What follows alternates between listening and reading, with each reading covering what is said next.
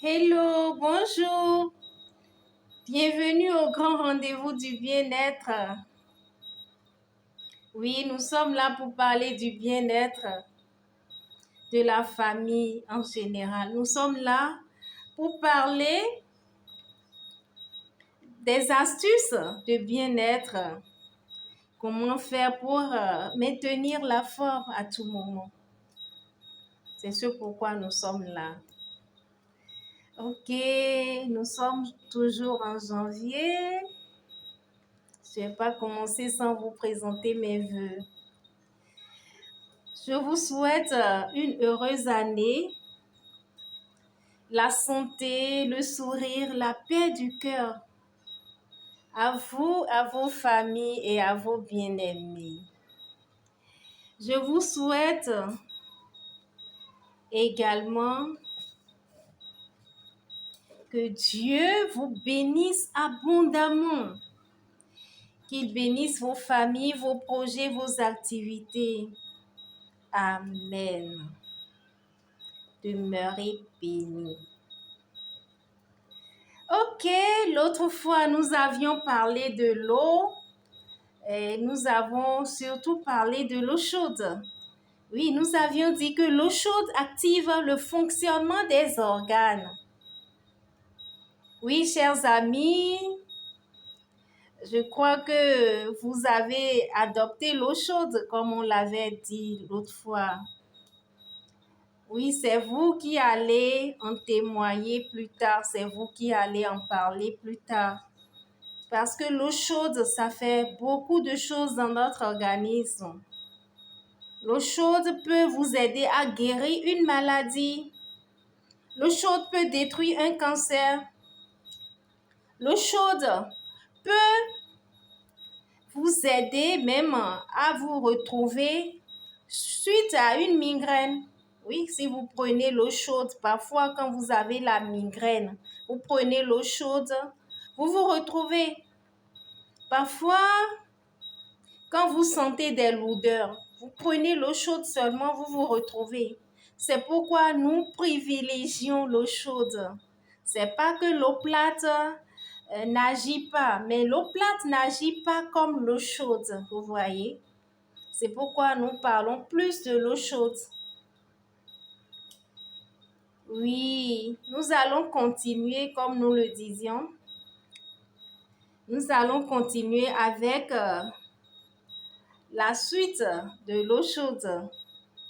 Oui, on a dit que l'eau chaude active le fonctionnement des organes. L'eau agit puissamment sur un organe. Cet organe qui aide l'eau à éliminer les déchets, l'eau agit puissamment sur cet organe. D'abord, l'eau que nous buvons, ça purifie l'organisme. Nous avions dit l'autre fois, ça purifie l'organisme. Après avoir purifié l'organisme, ça traîne des déchets, des toxines. Et tout ceci doit sortir de l'organisme.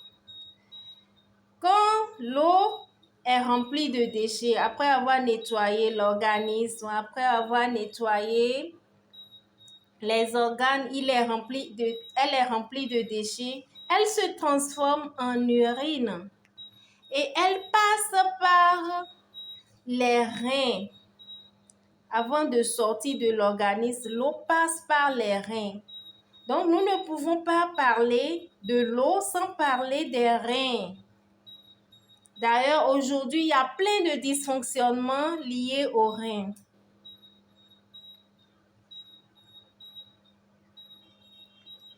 Vous allez entendre parler des calculs rénaux, des lithiases et plein de choses, de l'insuffisance rénale et plein d'autres choses, vous allez entendre. Il y a plein de dysfonctionnements liés aux reins.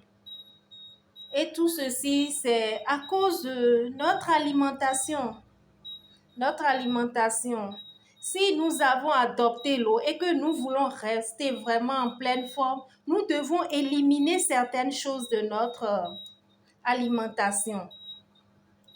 Oui, si nous voulons vraiment maintenir les reins, puisque c'est les reins qui servent à filtrer les déchets là pour que ça sorte. Donc, ça, le tout se joue au niveau des reins.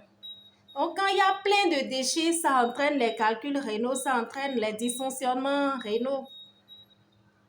Donc, pour aider les reins, nous devons limiter la consommation du sel, la consommation du sucre, la consommation des aliments riches en purine.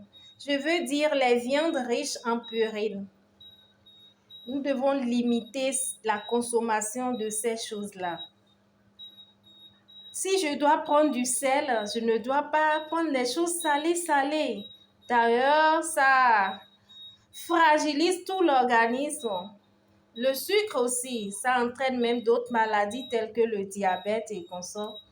Donc, nous allons revoir notre alimentation. Si déjà nous avons l'habitude de prendre beaucoup de sucre, beaucoup de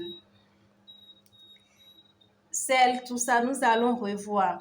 Et pour ceux qui ne peuvent pas se passer du sel ni du sucre, ça veut dire qu'ils vont plus prendre de l'eau. Parce que quand ils vont prendre l'eau, ça va les aider à purifier l'organisme, à faire sortir l'excédent du sucre. Mais toujours est-il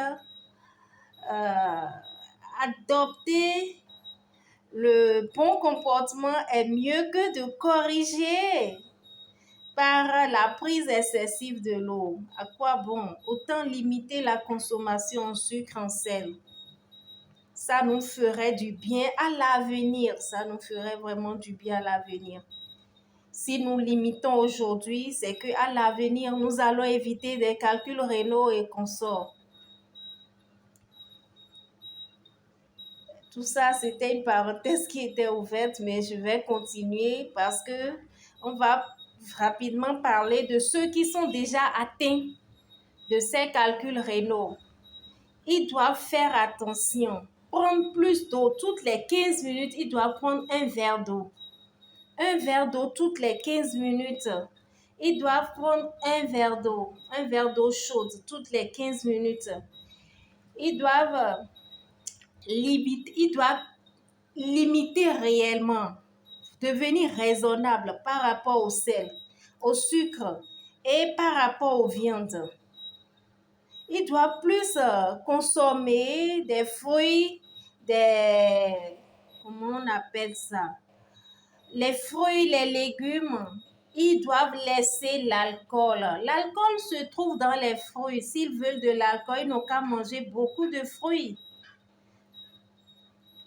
Autrement, ils vont abîmer carrément leurs reins. Ils vont détruire leurs reins s'ils doivent consommer encore beaucoup d'alcool, beaucoup de sucre, beaucoup de sucre, beaucoup de viande, beaucoup de sel. Ils vont carrément détruire leurs reins. Donc, ils n'ont qu'à vraiment revenir en eux-mêmes et laisser ces choses parce qu'il ne sert à rien de se rendre malade, sachant qu'on est en train de se rendre malade. Donc, nous allons poursuivre avec l'eau chaude. On va continuer à prendre l'eau chaude telle qu'on l'a dit la dernière fois. Nous allons prendre l'eau chaude tout le temps. Mais ceux qui ne supportent pas l'eau chaude, ils peuvent prendre l'eau plate, l'eau tiède. Mais toujours est-il prendre l'eau tout au long de la journée parce que ça va nous aider à éliminer les toxines. Ça va nous aider fortement à éliminer les toxines. On ne va pas parler de cure d'eau, mais c'est comme si nous faisons des cures d'eau. Mais cette fois-ci, c'est une prise régulière. C'est pas les cures où on fait peut-être 1 mois, 2 mois. Non, c'est tout le temps pour maintenir la forme. Ok, j'allais oublier pour ceux-là qui sont vraiment atteints de ces problèmes liés au dysfonctionnement des reins, ils doivent boire au moins minimum par jour 2,5 litres d'eau. litres et demi d'eau minimum par jour. Ok, on va s'arrêter là pour aujourd'hui. Vraiment, merci. Et gardez le sourire, portez-vous bien et à très bientôt. Au revoir, bisous à vous.